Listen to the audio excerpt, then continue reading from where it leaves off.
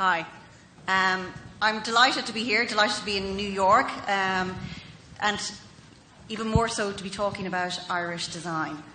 So hopefully I can work this. Is there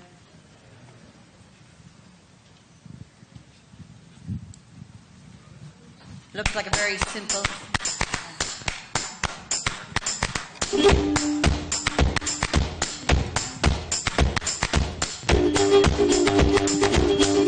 short film about Irish design.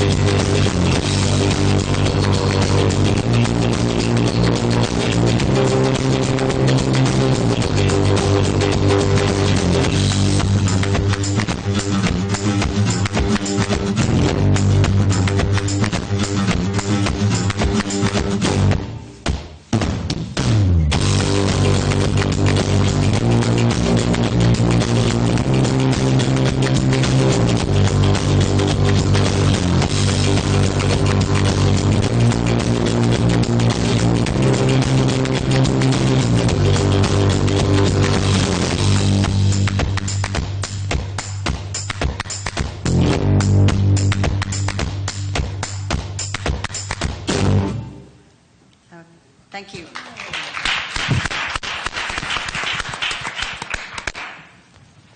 So just to, I suppose, tell you where this initiative came from. So the Global Irish Economic Forum was held this time last year, and out of that came the idea of holding a year of Irish design. So what we've planned is a very ambitious, wide-reaching and innovative programme, and it's across the entire year, and it's a north-south initiative. And it's celebrating Irish design in just about every form. So we're looking at showcasing Irish design with signature events across the entire island of Ireland, but also in key international cities of design and commerce. And of course, that includes New York, Chicago, London, Paris, Milan, Eindhoven, Tokyo, and Hong Kong. So when we're looking at design, we're taking a very wide view of design, and you can see here from this particular clip what some of you might have seen as traditional forms of design, so fashion, textiles, ceramics, glass, but the year also is about celebrating and showcasing how good we are in relation to medical devices, engineering, architecture, graphic, landscape. So it's a very, very broad disciplinary bandwidth.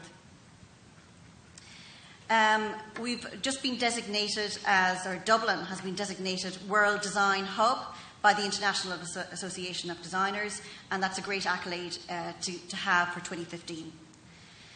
So what you're going to see across the year is kind of an international campaign showcasing the very best of Irish design.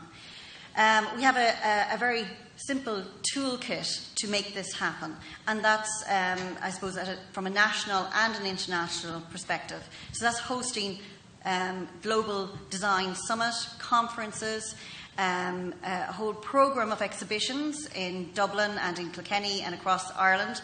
And that's bringing in world-renowned exhibitions from London Design Museum, the Vitra in Germany, from the V&A, from the Museum of Art and Design in New York, and also then commissioning our own fantastic exhibitions, and that we'd like to see those travelling then into 2016 into other well-known areas.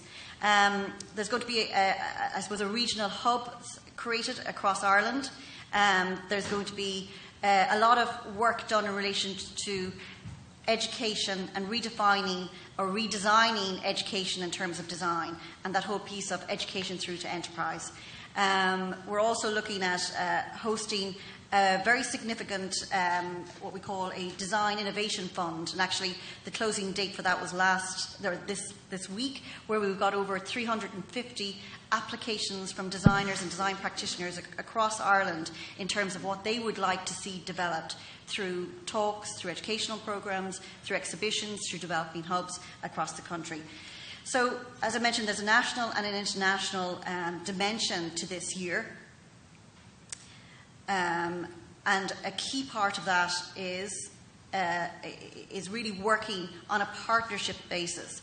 This came out of the Global Irish Economic Forum. It's been led by the Department of Jobs, Enterprise and Innovation in conjunction with the Department of Foreign Affairs and Trade and Enterprise Ireland. And the Design and Crafts Council of Ireland has been asked to convene the year.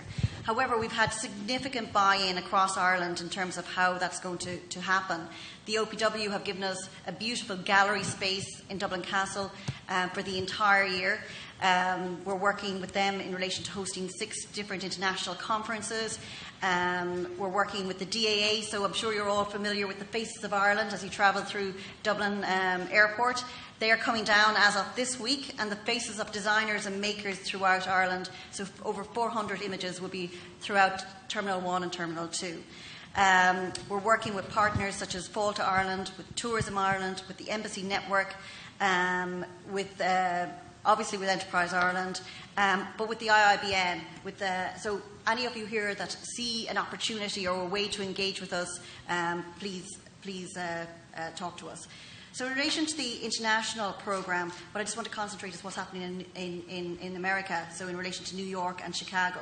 So our first, I suppose, thing that we're going to be doing in New York is going to be part of New York by Design, and that's in May of this year. And we will be bringing a flagship exhibition charting the history of design in Ireland from the Eileen Gray to the Kilkenny Design Workshops to the here and now. We will also be working with partners such as Parsons. We're having conversations with the Cooper Hewitt, with the National Museum of Art and Design, in terms of showcasing some elements of Irish designers during the year. We're also working with Enterprise Ireland in relation to New York Now, which is a gift and trade fair that's held in August. And we're also having conversations about hosting a fashion show in February of this year. So lots going on, but I suppose the key piece about this is that it has to be embedded in commerce. So at the same time, we have an international trade fund to encourage designers and makers to come here to export. And we're working with Enterprise Ireland in terms of having a number of trade missions that will support the various sectors. The likes of the Chicago Architectural Biennale is the first year ever to have this, and we will have an Irish representation. What we're planning to do is to, again, host a built environment conference or networking event prior to the event, the Chicago Biennale, and then have a trade mission. So I suppose the real kind of focus across the year is going to be around design weeks, fashion weeks, and architectural biennales, but developing strategies across the different disciplines. So within the built environment, we're working with Engineers Ireland, with the architects, the IAF and the RIA, with the planners and with the landscape architects, to come up with a joint approach in how we really maximise what's going to be an important year for Irish design. So I just want to give you a flavour, I suppose, of what I'm talking about. So in terms of architectural design, here in New York, Kevin Roach is a well-known designer, and you may recognise those buildings. So the Ford Foundation Building and the Metropolitan Museum of Art. Dublin Airport, Terminal 2, was developed by the engineers Arup. You'll recognise some of the work here. Don O'Neill. But Orla Kiley has a shop on Mercer Street in New York. And then a lot of you will be familiar with Philip Tracy in terms of fashion design. Film and animation. The costume design is by Joan Bergen. Cartoon Saloon, The Secret of Kells. Oscar statues designed by Cedric Gibbons. So in terms of packaging, you've got Originate Creative, Brand Union, Creative Inc., all great designers coming out of Ireland. In furniture and lighting, the fabulous Joseph Walsh, who's opening an exhibition in New York next Thursday. Lights there by Denta Design. And then craft, our iconic Joe Hogan, master basket maker, Una Burke, and with the beautiful leatherware, and Jack Doherty. Onto medical devices, the design partners. So really it is to show what we can do and what we're achieving. And in fact, one of our own was responsible for a particularly iconic building in the United States. So you may recognise James Hoban. So that kind of gives you a flavour of Irish Design 2015. So we have a great team here, a team of experts that are based in, some are based in New York, but all are working in New York. So I'm just going to get each of them to introduce themselves. So Greg, if I start with you. Thanks, Karen, and thanks to the IABN for the opportunity to be here today. My name is Greg O'Gorman. I'm the Marketing Director for the Kilkenny Group. We have 13 stores nationwide in Ireland. We have 2 restaurants, and we have an online store, kilkennyshop.com.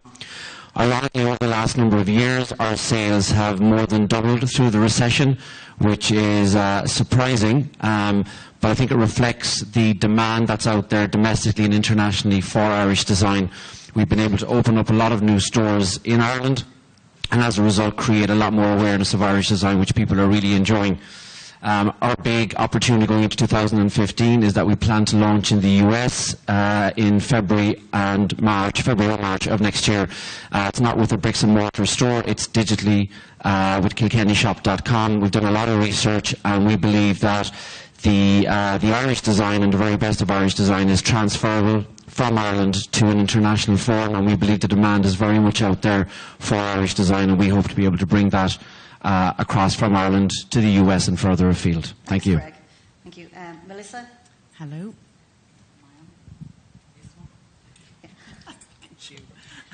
Hello. Hello. Thanks to the IABN for inviting me here. I'm very privileged. I'm the founder and designer of the Melissa Curry Jewellery bespoke brand. I have 2 avenues. I mainly work with boutiques. It's a very boutique-led luxury business. I was based in Paris for a number of years, and now I'm operating from Dublin. It's challenging, but there's an amazing team of Irish ambassadors all over the world, which certainly links and makes it all much more possible. Yes. Thank you, Melissa. This is number 5 microphone. Oh, it's on. Great. Okay, my name is Antonia Reilly, and I'm a fashion designer. I graduated from NCAD many years ago, and I have lived in 3 fashion capitals, Paris, Tokyo, and New York. I've worked for a lot of different design companies, from luxury down to mass retail, for Karl Lagerfeld in Paris, for Oscar de la Renta, who sadly passed away earlier just a couple of months ago, to some of mass all across the US, Sears Holdings and Walmart. I think this is a fantastic undertaking to have Design 2015 happen across the globe. I love the fact that IABN have included creative as a conversation into their network and into today's conference, so thank you for that. And now I am a consultant, and I work with individuals, mid and large size companies, and help them understand the US retail market, and also between Ireland and Europe actually, and the US. Thank you. Thank you. Hello, my name is Claire McGovern. I am an interior designer, also an art consultant. I dare I say it, I've been here for 17 years. I moved from Dublin to San Francisco initially. I started with my business with an art and design gallery. during the 5 years I ran that in San Francisco, got quite invested in the idea of presenting more of a 21st century understanding of Irish design and art. Opened an office in New York in 2007, and so my business consists of interior design, art consulting, custom furniture pieces, and also recently I've gotten quite involved in launching very high-end luxury design companies, bringing high-end luxury design to market in the US and internationally. Thanks, Claire. Hi, my name is Dan O'Neill. I'm a designer. I'm the creative director of Theia. Theia is an international evening wear and bridal company that is sold worldwide with an average sales of between $10 and $15 million a year. I was educated in Dublin, worked in London, worked in Paris, and I have been here in New York for the past 21 years. Thank you. I'm actually going to ask you the first question, Don, and that's really, I suppose, what are the core strengths that you feel Irish designers have in a global context? Well, I think one of the strongest points, first of all, is our educational system. How the designers are being trained and educated in Ireland is extraordinary. I myself had a wonderful education, and there were great building blocks that I learned 30-odd years ago. And I have a constant stream of young interns that are coming out to New York to gain experience in the summer times. And what I'm seeing from them is the same skill sets that they're learning, the same passion, the same drive. And I think what's coming out of Ireland is truly extraordinary. Well, that's a fantastic kind of response and a real kind of impetus to work for Irish Design 2015. But Antonio, Claire and Don, all of you moved over here. You've seen the challenges. I suppose for people looking to come over to the States, what are the main challenges, Antonio, that you would see that they would need to address or overcome? You know, for a lot of the people that I in addition to Don saying he has the interns, we do meet a lot of people here coming out of school wanting to know, how do I break in? How do I make it work for myself? When I got here first, I had already so much experience. I felt a lot of experience behind me under my belt in Paris and Tokyo, and I came here and realized, wow, I knew nothing about the American industry. And I was, kind of shocked that I had all this experience, but I was being told, well, you just don't have any American industry experience, which was like a bit of a blinder on me. So I think as much as we have a really great education system, I really agree with Don on that. Being adaptable to understanding the differences between how the industry works here. There's specialty brands, there's department stores, there's mass, there's so many streams. And also within the industry, it's not just design, there's colour, there's styling, there's production, there's raw materials, there's so much more that I don't think we really were able to cover everything, at college. And I do think that one of the biggest struggles was really not having a network here. The alumni from the art colleges it hasn't even really started, I believe, in comparison to the business schools. So not having the kind of support and the structured alumni and a formal structure for, people who are just coming here to kind of understand the industry, that's one thing. Thank you. Claire, I don't know whether this is something that you've, but in terms of being based over here and then trying to work back home, so kind of going the opposite direction. So is that something that you've a lot of experience in, or has it been easy, or so going the other way around instead of exporting, you're exporting back to Ireland? Right. I have, my business is pretty much exclusively focused on the US market right now, and certainly plans to maybe bring some furniture designs to Ireland, work again, in interior design in Dublin. But I haven't, officially travelled that route yet. My experience certainly coming to America was, you really, as an expat, you have to carve your own niche, and it's something that just takes time. I chose to launch an art and design gallery in San Francisco, and I very quickly realised that, it probably would have been a little bit easier for me to do that in Ireland, given the amazing funding climate that exists for the arts in Ireland. And basically in America, it's private patronage only, or corporate sponsorship if you can achieve that. Those are your options. So an amazing experience that taught me a lot, about certainly getting a business of any creative business off the ground in the US. And certainly one philosophy that I wanted to really champion as well during that time was developing more of a 21st century understanding of Irish design. So that, I think, I'm really excited about this upcoming year of design for Ireland. I think it's high time, and it's also something that one great focus and hopefully mission will be to bring more of a contemporary understanding to, I think, the American psyche. Because there is something about, working as an Irish designer here in the US that I certainly have railed against the very traditional concept of Irish design, potentially just being an Aran sweater and, the old man, the horse and the cart at the crossroads. So Thank you, Claire. Yeah. Melissa, I know your background and the way you've built up your business has been very much about collaborations, and I just wanted to ask you, the value of the collaborations you've seen, and maybe tell us a little bit about them. Yes, I had I had a fortunate experience. When I started out in 1996, I think, 1996, and my first step into the arena was at Paris Fashion Week in '98. And from that moment, I had a very lucky break. Liberty of London arrived on my stand, and all of a sudden, I was in their front of office and talking about their Millennium campaign. So I was propelled into a very interesting position, one I hadn't obviously calculated, and it was my first experience of collaboration. It made my work and made me feel diverse. It opened my eyes to what a team can do, how it all fits in, how they solve problems, how you become flexible, how you learn.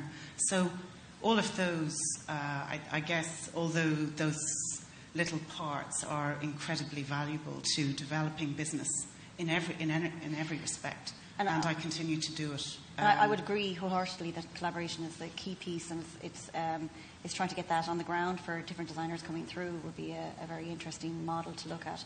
Greg, I suppose for me, I know the history of Kilkenny shop, and they're a fantastic flagship shop in Dublin, and you've got great plans for further afield.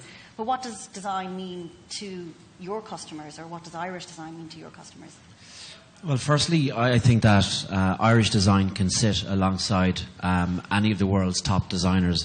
I think the biggest challenge for it is the awareness that needs to be created, which I think the Year of Irish Design is going to do an awful lot for. So what does Irish design mean to our customers, and what does it mean to us as a company? Irish design represents innovation, it represents quality, it represents uniqueness. And a word that maybe wouldn't have been associated with Irish design previously, but I think it can be now, is that it's actually affordable. And I think maybe the recession has forced Irish designers to just look back on their business model, and they needed to become more affordable to compete over the last number of years with the amount of products coming into the country. So I think all of those factors for us is what makes up the very, very best of Irish design. I know we're running out of time, so I'm just going to ask you all very briefly just to say, if there was one thing to come out of next year, what would that be? Greg? For me, it's internationalising the awareness of Irish design.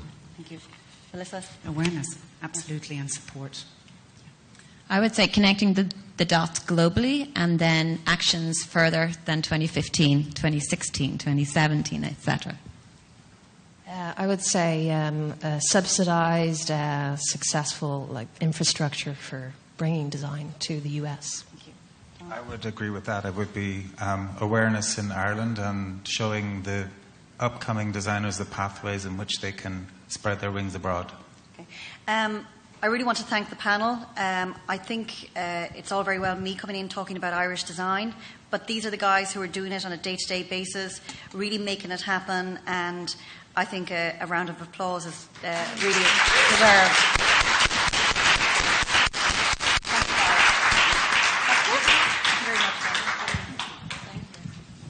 Sorry, was there any questions, or are we time for questions? No. Okay.